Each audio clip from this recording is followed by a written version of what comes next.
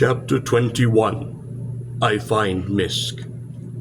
I followed Mule Alka and Mule Bata into a damp, high, vaulted chamber, unlit by energy bulbs. The sides of the chamber were found of some rough, cement-like substance, in which numerous rocks of various sizes and shapes inhered as in a conglomerate mass. At the entrance to the chamber, from a rack, Mule Alka had taken a mule torch and broken off its end. Holding this over his head, he illuminated those portions of the chamber to which the light of the torch would reach.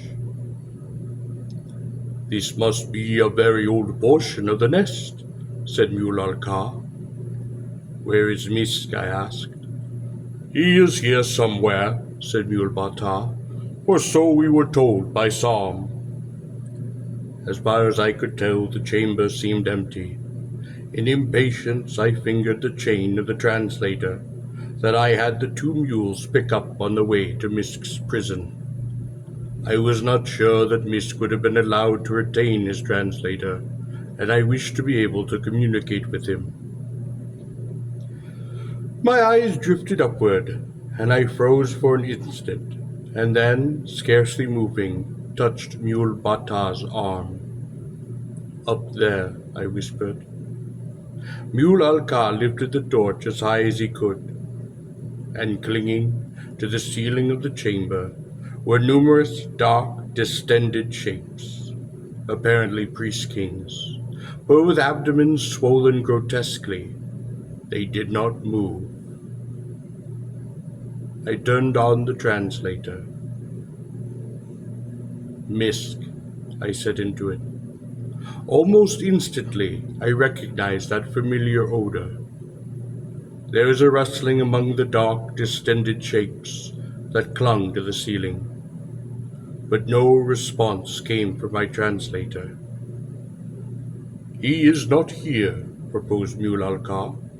"Probably not," said Mule Bata, "for had he replied, I think your translator would have picked up his response." "Let us look elsewhere," said Mule Alka. "Give me the torch," I said. I took the torch and went around to the edges of the room. By the door I saw a series of short bars which emerged from the wall, which might be used as a ladder. Taking my torch in my teeth, I prepared to climb the set of bars. Suddenly, I stopped, my hands on one of the bars. "What is the matter?" asked Mule Alka. "Listen," I said.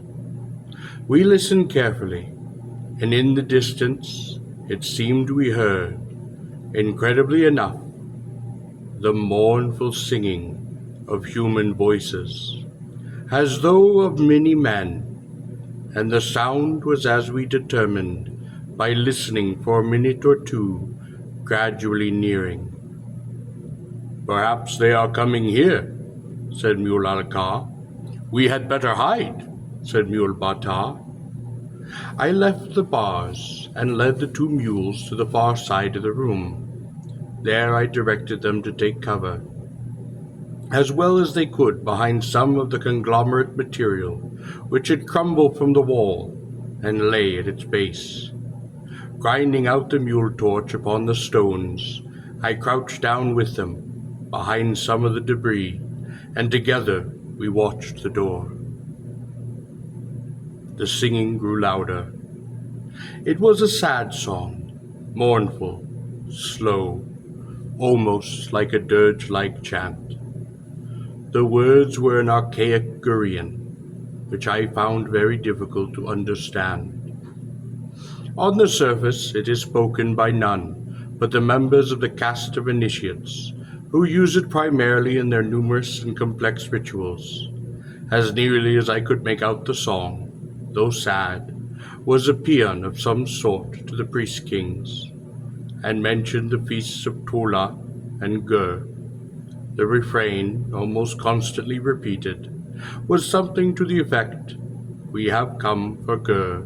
On the feast of Tola, we have come for Gor. We rejoice, for on the feast of Tola we have come for Gor. Then, as we crouched in the darkness of the far side of the chamber, the doors opposite us swung open, and we observed two long lines of strange men. They marched abreast, each of whom carried a mule torch in one hand, and in the other, by a handle, what resembled a deflated wineskin of golden leather. I heard Mule Alcar draw in his breath quickly beside me. "Look, Tar Cavett," whispered Mule Bartar. "Yes," I said, cautioning in silence, "I see." The men who came through the door in the long mournful procession may have been of the humankind, or may not have been. They were shaven and clad in plastic, as are all mules of the nest, but their torsos seemed smaller, rounder than those of the humans, and their legs and arms seemed extraordinarily long for their body size, and the hands and feet seemed quite unusually wide. The feet had no toes. They were rather disc-like, fleshy cushions on which they padded silently along. Similarly, upon the palms of their white hands there seemed to be a fleshy disc, which glistened in the blue light of the mule torches. Most strange, perhaps, was the shape and the width of their eyes. They were very large, perhaps 3 inches in width, round and dark, and shining, much like the eyes of nocturnal animals. I wondered at what manner of creature they were. As more of them filled abreast into the room, the increased torchlight well illuminated the chamber, and I quietly warned my companions to make no movement. I could now see the PriestKings clearly, where they clung upside down to the ceiling, their great swollen abdomens almost dwarfing their thoraxes and heads.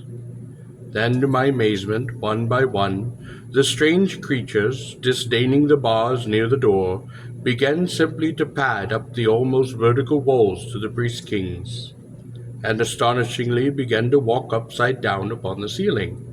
Where they stepped, I could see a glistening disk of exudate, which they had undoubtedly secreted from the fleshy pads which served them as feet. While the creatures remained upon the floor, continued their mournful paean, their fellow creatures upon the walls and ceilings, still carrying their torches and scattering wild shadows of their own bodies and those of the swollen PriestKings against the ceiling, began to fill their golden vessels from the mouths of the PriestKings. Many times was a golden vessel held for a PriestKing, as it slowly yielded whatever had been stored in its abdomen to the mules. There seemed to be almost an indefinite number of the mules, and of the clinging PriestKings there were perhaps 100. The strange procession to and fro up the walls and across the ceiling to the PriestKings and back down to the floor continued for more than an hour. This continued, during which time the mules, who stood below, some of them having returned with a full vessel, never ceased to chant their mournful paean. The mules made no use of the bars, and from this I gathered that they might have been placed where they were in ancient times, before there were such creatures to serve the PriestKings. I assumed that the exudate, or whatever it might be, that had been taken from the PriestKings was Gor, and that I now understood what it was to retain Gor.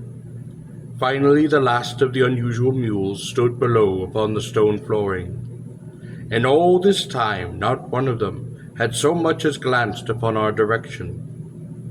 So single-minded were they, their work, when not actively engaged in gathering Gor, their round dark eyes were lifted like dark curves to the PriestKings, who clung to the ceiling far over their heads. At last I saw one PriestKing move from the ceiling and climb backwards down the wall.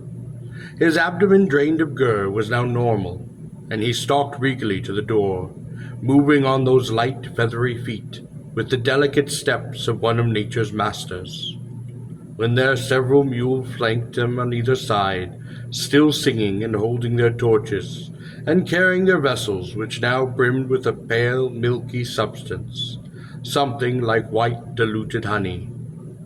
The priest-king, escorted by the mules, then began to move slowly, step by step down the passage, and outside of the chamber. He was followed by another priest-king, and then another, until all but one priest-king had departed the chamber. And in the light of those last torches which had left the chamber, I could see that there remained one priest-king who, though emptied of Gor, still clung to the ceiling. A heavy chain, fastened to a ring in the ceiling, led to a thick metal band, which was locked about his narrow trunk, between the thorax and the abdomen. It was Misk. I broke off the other end of the mule torch, igniting it, and walked to the center of the chamber. I lifted it as far over my head as I could. "Welcome, Tarl Kappat," came from my translator. "I am ready to die."